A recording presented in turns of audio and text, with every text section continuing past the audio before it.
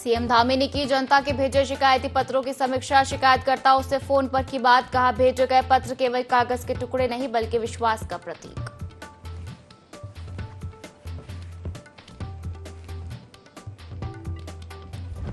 CM Dhami ने common service centre 2025 दिवस कार्यक्रम में की शिरकत, कहा हकीकत में बदल चुका डिजिटल भारत का सपना, आज भारत डिजिटल पेमेंट्स में अग्रणी।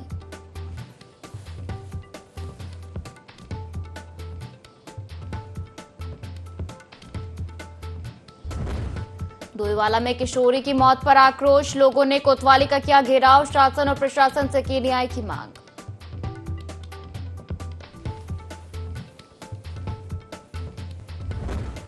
ओझरी के पास बाधित यमुनोत्री राष्ट्रीय राजमार्ग पर वैली ब्रिज का कार्य पूर्ण, हाईवे को यातायात के लिए किया सुचारू। बीते दिनों भूस्खलन से ओझरी के पास यमुनोत्री हाईवे का कुछ हिस्सा हो गया था वॉश आउट।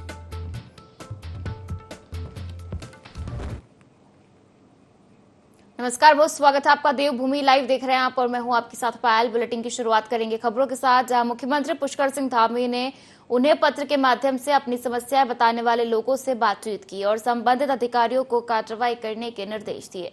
सीएम धामी के पास लोगों की खेत में सिंचाई, नहर टूटने जैसी समस्याएं ज्यादा आई, जिनके तत्काल निराकरण के निर्देश सीएम ने दिए। सीएम धामी को एक अन्य शिकायतकर्ता ने एक बिल्डर के खिलाफ परेशान करने की शिकायत दर्ज कराई है। मुख्यमंत्री ने एमडीडीए को इस प्रकरण में जांच करने को कहा है। वहीं विकासनगर दिनकर विहार निवासी विशन दत्त शर्मा की सड़क संबंधित शिकायत पर भी मुख्यमंत्री ने सचिव लोक निर्माण विभाग को कार्रवाई करने के निर्देश दिए हैं।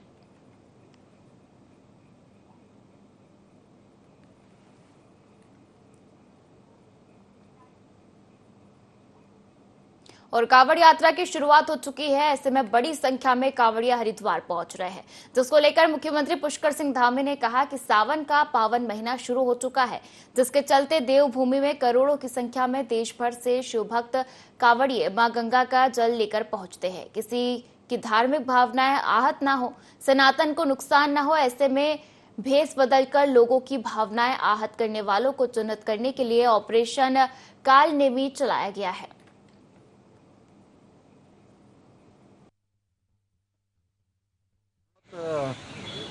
पवित्र महीना श्रावण मास का प्रारंभ हो गया है और श्रावण मास में हमारे राज्य में यहाँ अनेक हमारे धार्मिक स्थल हैं, भगवान महादेव की धरती है। वहीं माँ गंगा का जल लेने पूरे देश भर से कई करोड़ों की संख्या में शिव भक्त कांवड़िए आते हैं। धार्मिक आस्थाओं का ये हमारा प्रदेश है, देवभूमि है। किसी की धार्मिक भावनाएं आहत न हो, सनातन को नुकसान न हो, छद्म भेष बदलकर जहां लोगों को धार्मिक उनकी भावनाएं आहत करने का काम करने वाले, इनको चिन्हित करने के लिए ऑपरेशन कालनेमी चलाया गया है। और ये एक सर्च अभियान भी होगा। हमारा पूरा प्रशासन इसमें पूरी तरह से ऐसे लोगों को चिन्हित करेगा जो लोग अपना भेष बदल के लोगों की धार्मिक भावनाएं आहत करते हैं, उनको ठगने का काम करते हैं, भ्रम का काम करते हैं, उनके खिलाफ कार्रवाई करेगी। और खबरों में आगे बढ़ेंगे, जहां प्रदेश में पंचायत चुनाव से पहले देहरादून पुलिस ने बड़ी कार्रवाई करते हुए भारी मात्रा में विस्फोटक सामग्री बरामद की है। एसएसपी देहरादून के निर्देश पर चलाए जा रहे सघन चेकिंग अभियान के तहत त्यूनी पुलिस ने एक ऑल्टो कार से 125 किलो डायनामाइट जब्त किया है। इस मामले में 3 आरोपियों को गिरफ्तार किया गया है। दरअसल देहरादून पुलिस पूरे जिले में सघन चेकिंग अभियान चला रही है। तलाशी लेने पर एक कार से 5 पेटियों में रखा 125 किलो डायनामाइट, 2 डब्बे डेटोनेटर, एक लाल रंग की तार का रोल और एक बंडल नीले रंग की बत्ती बरामद हुई है। पुलिस द्वारा जब वाहन सवारों से इस विस्फोटक सामग्री को ले जाने से संबंधित दस्तावेज मांगे गए तो वे कोई वैध दस्तावेज नहीं दिखा पाए। इसके बाद तीनों को गिरफ्तार कर लिया गया और थाना त्यूनी में विस्फोटक अधिनियम के तहत मामला दर्ज किया गया। पुलिस अब आरोपियों से पूछताछ कर रही है कि इतनी बड़ी मात्रा में विस्फोटक किस उद्देश्य से लाया जा रहा था।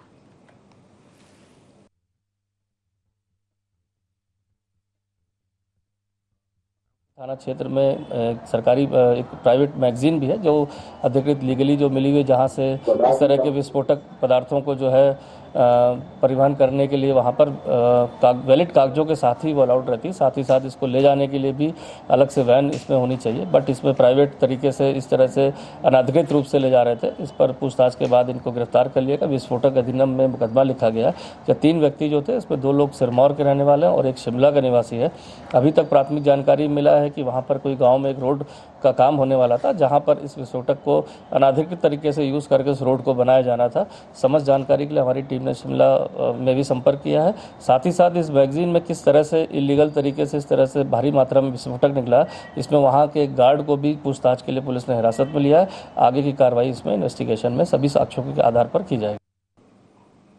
और इधर देहरादून में कॉमन सर्विस सेंटर दिवस पर कार्यक्रम का आयोजन किया गया। इस कार्यक्रम का शुभारंभ प्रदेश के मुखिया पुष्कर सिंह धामी ने दीप प्रज्वलित कर किया। इस मौके पर विधायक खजान दास और उमेश शर्मा काऊ भी मौजूद रहे। वहीं कार्यक्रम में सीएम ने सीएससी के क्षेत्र में बेहतर कार्य करने वाले लोगों को पुरस्कार देकर सम्मानित किया। साथ ही सीएम ने कार्यक्रम को संबोधित भी किया।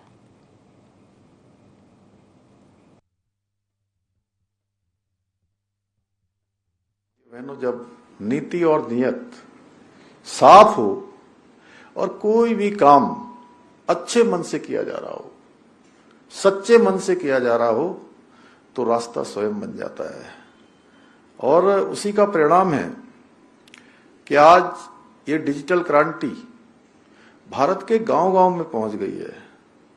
और वही लोग जो इस प्रकार की बातें करते थे, आज दांतों तले उंगलियां दबा रहे हैं, जब पूरी दुनिया के अंदर हम लोग देख रहे हैं कि पूरी दुनिया का 50% से अधिक डिजिटल ट्रांजैक्शन अगर दुनिया के किसी देश में हो रहा है तो हमारे देश भारत में हो रहा है।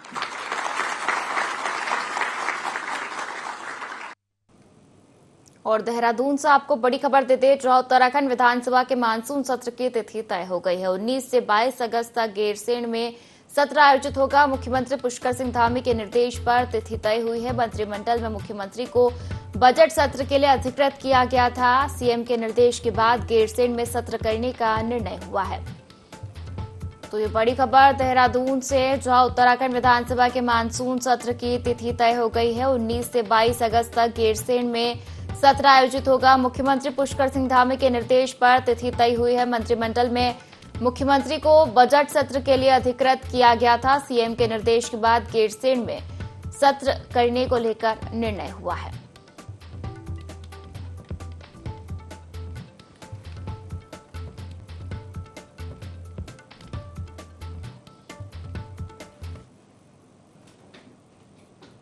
और खबरों में आगे बढ़ेंगे, जहां हिंदूवादी नेता स्वामी यशवीर हरिद्वार हर की पेड़ी पहुंचे, जहां उन्होंने एक बार फिर गैर हिंदू दुकानदारों से कावड़ न खरीदने को लेकर बयान दिया।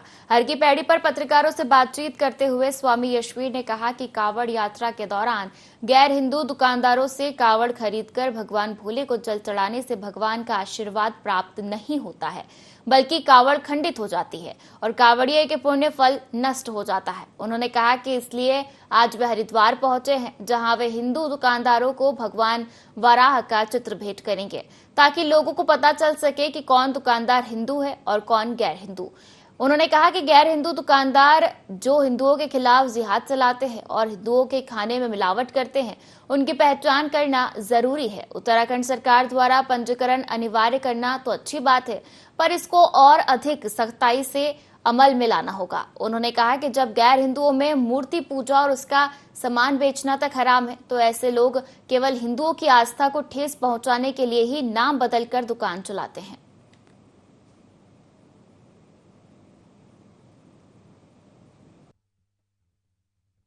महीने में कोई भी धर्मनिष्ठ और विशेष करके जैसे हमारे कावड़ बंधु है, लहसुन प्याज का भोजन भी नहीं करते, तो उनको धोखे से भोजन में पता नहीं लहसुन प्याज के साथ साथ क्या खिला देते हैं, और फिर वहां पर जो भाई वो उनकी तपस्या भंग होती है। किसी भी कावड़ के यदि कोई टक्कर मारता है कावड़िया के, कोई भी सनातन धर्म के लोग का उनको टक्कर नहीं मारेगा। हर वर्ष यही घटनाएं थूक मूत्र जिहादी गैंग वालों के द्वारा हो रही है। ये पुलिस प्रशासन को भी देखना, ये किसके नाम से उसका फूड लाइसेंस बना हुआ है, लेकिन उससे ये पता नहीं लग पाएगा कि लाइसेंस तो किसके नाम का, अंदर का काम कौन कर रहे हैं, इसका असली मालिक कौन है, वहां कर्मचारी कौन है वहां। और हम ये कहते हैं कि वहां पर उसके संचालक का भी मोटे अक्षरों में नाम हो और वहां जो कर्मचारी है उनका नाम भी मोटे अक्षर, उनका सबका पता, मोबाइल नंबर भी होना चाहिए। और उत्तराखंड के डीजीपी दीपम सेठ ने कहा है कि ऑपरेशन सिंदूर के अलर्ट मोड में जब चारधाम यात्रा चल रही थी तब सभी राज्यों ने हाई अलर्ट की मोड पर पुलिस सारे फोर्सेस को रखा था। कांवड़ मेले का प्रबंधन और संचालन और कांवड़ मेले की जो सुरक्षा है उसके बारे में विशेष प्रबंध किए गए हैं। जो केंद्रीय एजेंसीज है उनसे हम लगातार संपर्क में हैं। आपने देखा होगा हमने केंद्रीय एजेंसी से अधिक केंद्रीय बल इस मेले के लिए हमने मांगे थे और जो हमें यहाँ मिल गए और हमने उन्हें अप्लाई कर दिया। 6 सीमावर्ती राज्य, इन सब के साथ हमारा मुख्य सचिव और डीजीपी लेवल पर और सभी अन्य लेवल पर हमारी मीटिंग लगातार जारी है।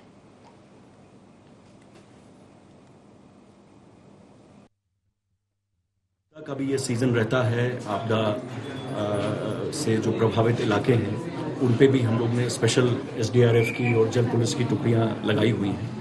तो एक तरह से सभी चीज़ों को फैक्टर इन करते हुए इसकी एक व्यापक तैयारी की गई। हमारे जो सारे कंट्रोल रूम्स हैं वो उनमें आपसी संपर्क है लगातार। सोशल मीडिया के माध्यम से भी हम लगातार जुड़े हुए हैं और हमारे कंट्रोल रूम्स के माध्यम से भी, व्हाट्सएप ग्रुप्स के माध्यम से नीचे से नीचे लेवल की जो हर एक थाना चौकी बॉर्डर की है उसके जो प्रभारी अधिकारी हैं से लेकर जो सीनियर ऑफिसर्स हैं जो इस मेले को संभाल रहे हैं, चाहे वो किसी भी इकाई के हों, सभी अपने जो उनके काउंटर पार्ट अधिकारी हैं सबसे लगातार उनसे टच में हैं और रियल टाइम मॉनिटरिंग इसकी चल रही है। वन विभाग बागेश्वर में तैनात वन दारोगा कैलाश चंद्र पांडे पिछले 9 दिनों से रहस्यमय तरीके से लापता है। अभी तक वन विभाग बागेश्वर अपने लापता वन दारोगा को नहीं ढूंढ पाया है। पीड़ित परिजनों ने स्थानीय जनप्रतिनिधियों को लेकर जिलाधिकारी बागेश्वर के दरबार में लापता वन दारोगा की खोजबीन तेज करने की गुहार लगाई है। जिलाधिकारी बागेश्वर आशीष भटंगाई ने पीड़ित परिजनों को ढांढस बंधाते हुए खोजबीन तेज करने का आश्वासन दिया है। वहीं मीडिया से संवाद करते हुए पीड़ित परिजनों का कहना है कि लापता वन दारोगा कैलाश चंद्र पांडे विभागीय कार्यों से काफी तनाव में चल रहे थे। वन विभाग बागेश्वर अपने कर्मचारी को ढूंढ पाने में असमर्थ दिखा है। सूबे के मुख्यमंत्री पुष्कर सिंह धामी से भी लापता वन दारोगा की तलाश तेज करने की भी अपील की गई है।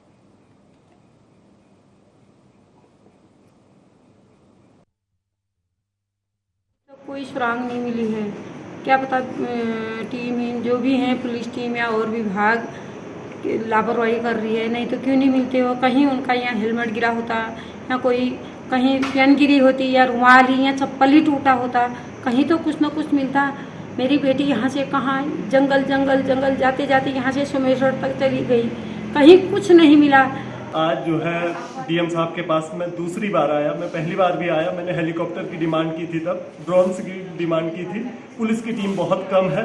मैं चाहता हूं कि एनडीआरएफ और एसडीआरएफ भी इस टीम में शामिल हो। आज यही निवेदन हमने माननीय डीएम साहब से किया और आप लोगों के माध्यम से मैं अपने सूबे के मुख्यमंत्री जी से भी निवेदन करता हूं कि बागेश्वर जिले से जो है एक अधिकारी गायब है, बागेश्वर के सबसे स्वच्छ और ईमानदार अधिकारी गायब हैं, तो आम आदमी का क्या होगा। थे कैलाश चंद्र पांडे जी, तो उनकी गुमशुदगी हुई है, तो उसके लिए पुलिस को और फॉरेस्ट को भी निर्देशित किया गया है और पुलिस की टीम्स लगातार उसमें कार्रवाई कर रही है। जैसा कि परिवार के सदस्यों के द्वारा कहा गया था कि सर्च को और बढ़ाया जाए, तो जो डॉग्स, स्नाइपर डॉग्स होते हैं, उनके डिप्लॉयमेंट के लिए भी बोल दिया गया है एसएसपी साहब को, और साथ ही साथ ड्रोन वगैरह से भी कार्रवाई की जा रही है। टीमें भी बढ़ा दी गई हैं, तो पूरी कोशिश की जा रही है सर्च की। और मुख्यमंत्री पुष्कर सिंह धामी ने उत्तराखंड की राजधानी देहरादून स्थित मुख्यमंत्री आवास से कुशीनगर जनपद में भगवान सूर्य की मूर्ति के जलाभिषेक के लिए कलश यात्रा का फ्लैग ऑफ किया। कुशीनगर में सूर्य की मूर्ति के जलाभिषेक के लिए देश से लगभग 151 पवित्र नदियों का जल एकत्रित किया जा रहा है। इसी क्रम में देवभूमि उत्तराखंड की पवित्र नदियों से एकत्रित जल की कलश यात्रा को मुख्यमंत्री ने रवाना किया। इस दौरान महामंडलेश्वर 1008 डॉक्टर स्वामी संतोषानंद देव जी महाराज, पूर्वांचल महोत्सव समिति के अध्यक्ष विनय राय और समिति के सदस्य मौजूद रहे।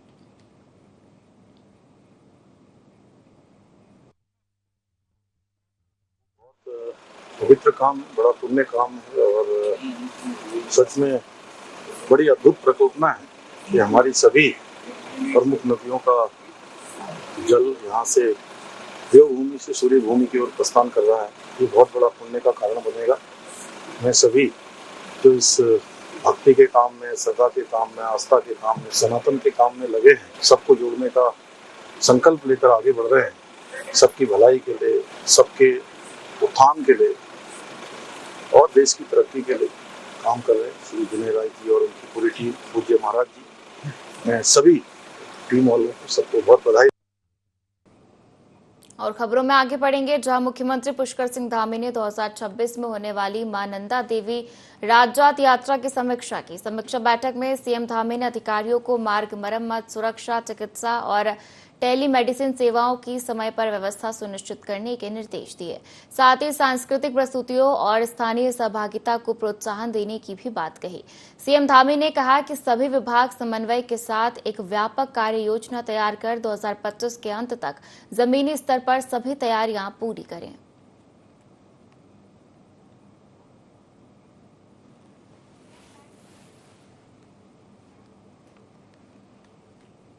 चलिए अगली खबर का रुख करेंगे, जहां मुख्यमंत्री पुष्कर सिंह धामी ने सचिवालय में राज्य स्तरीय बैंकर समिति की विशेष बैठक की अध्यक्षता करते हुए प्रदेश में आर्थिक विकास और वित्तीय समावेशन को गति देने पर जोर दिया।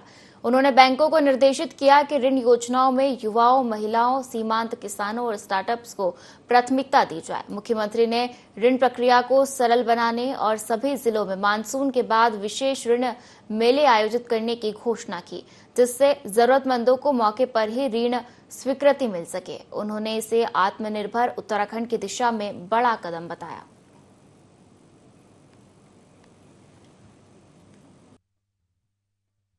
हमारे नौजवानों को, युवाओं को, महिलाओं को, विशेष रूप से जो सीमांत क्षेत्र हैं, कृषकों को, उनको ऋण की योजनाएं ज़्यादा मिलनी चाहिए। ऐसे मामले जिसमें हमारा रोजगार बढ़े, स्वयं सहायता समूह की महिलाओं को आगे आने का अवसर मिले, हमारे किसान जो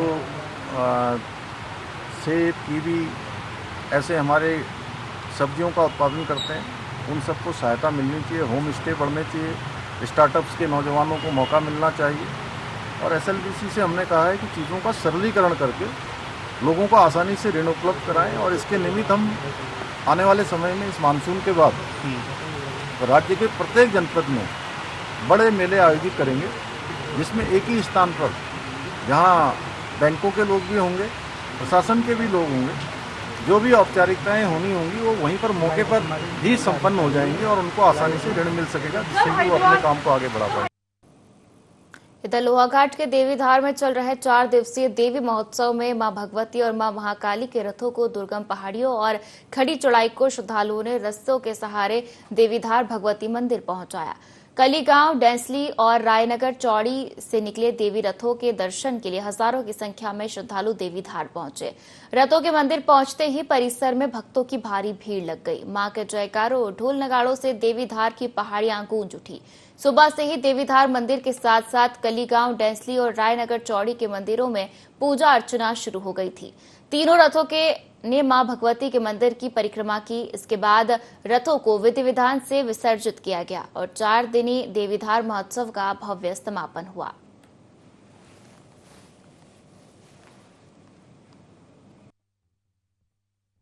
गांव से हमारे मां भगवती के रथ यहाँ पर पहुंचेंगे, जिससे मां भगवती, काली और आगे आगे हमारे बिल्वाबीर 64 जोगन और 52 वीर रहते हैं। और ये बड़ी खुशी बात है, युवाओं में बड़ा जोश और उत्साह, और महिला पीछे से महिला गायन करते हुए ओ खोल दे माता खोलबानी धार में के वाड़ला द्वि जोड़ा निशान लुना 13 देर वाड़ला, ये सब गीत और संगीत के साथ यहाँ पे पहुँचेंगे। आज कलीगांव, चौड़ी और डेंसली से माँ भगवती के रथ यहाँ पर पहुँचेंगे। हजारों हजार में दर्शक जो यहाँ पाए हैं, मैं देवधार मंदिर विकास समिति की ओर से इन सबके प्रति आभार व्यक्त करता हूँ, धन्यवाद ज्ञापित करता हूँ। और सबसे निवेदन करूँगा, आने वाले वर्ष में यही प्यार, ये स्नेह आप सभी लोगों का मिला रहे, ताकि हमारी संस्कृति, हमारी कला, हमारी परंपराएं आगे जीवित रहें। और उत्तराखंड के मुख्यमंत्री पुष्कर सिंह धामी ने सनातन धर्म की आड़ में लोगों को ठगने और उनकी भावनाओं से खिलवाड़ करने वाले भेषधारियों के खिलाफ ऑपरेशन कालनेमी शुरू करने के आदेश दिए हैं। सीएम धामी ने कहा कि कुछ असामाजिक तत्व साधु संतों का भेष धारण कर लोगों को, विशेषकर महिलाओं को ठगने का कार्य कर रहे हैं। इससे न सिर्फ लोगों की धार्मिक भावनाएं आहत हो रही है, बल्कि सामाजिक सौहार्द और सनातन परंपरा की छवि को भी नुकसान पहुंच रहा है। ऐसे में किसी भी धर्म का व्यक्ति यदि ऐसे कृत्य करता हुआ मिलता है तो उसके खिलाफ कड़ी कार्रवाई की जाएगी।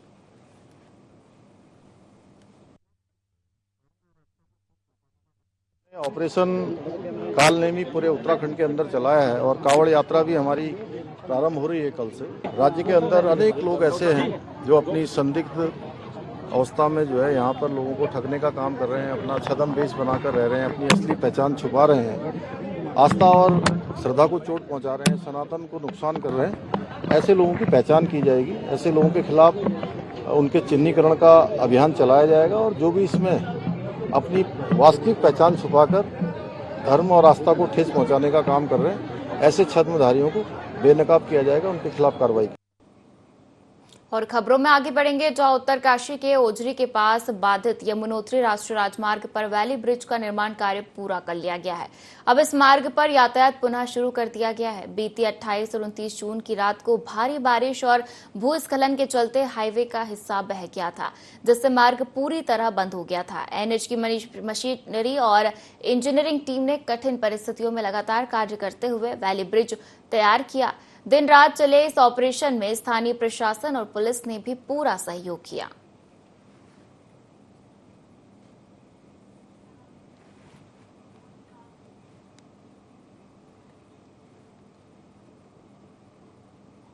और उत्तराखंड में मुख्यमंत्री पुष्कर सिंह धामी द्वारा शुरू किए गए ऑपरेशन कालनेमी को लेकर राजनीतिक और सामाजिक समर्थन मिल रहा है। भाजपा प्रदेश प्रवक्ता हनी पाठक ने इस अभियान को समय की आवश्यकता बताया है। पाठक ने कहा कि कुछ असामाजिक तत्व साधु संतों का वेश धारण कर आम लोगों, खासकर महिलाओं को धोखा देते हैं। ऐसे तत्वों को चिन्हित कर कार्रवाई करना बेहद जरूरी है। भाजपा प्रवक्ता ने आगे कहा कि ऑपरेशन कालनेमी के जरिए सनातन धर्म की परंपरा और संत समाज की गरिमा को बचाया जा सकेगा। इससे धार्मिक आस्था को ठेस पहुंचाने वालों पर रोक लगेगी।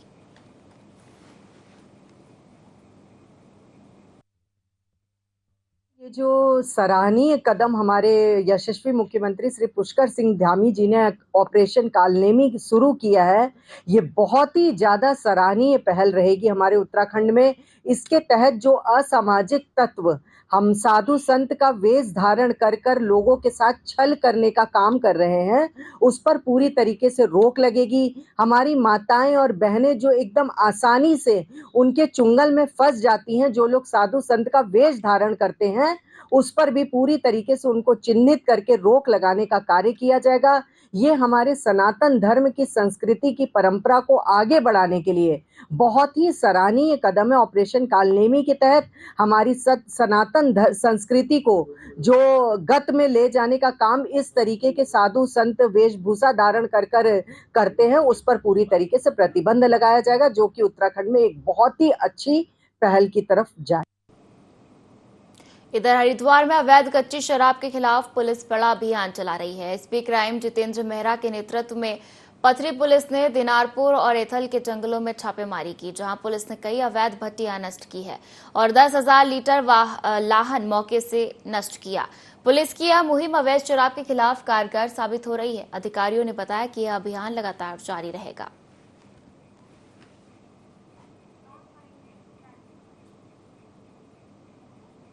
इस बुलेटिन में फिलहाल इतना ही। आप बने रहिए IND24 के साथ। नमस्कार।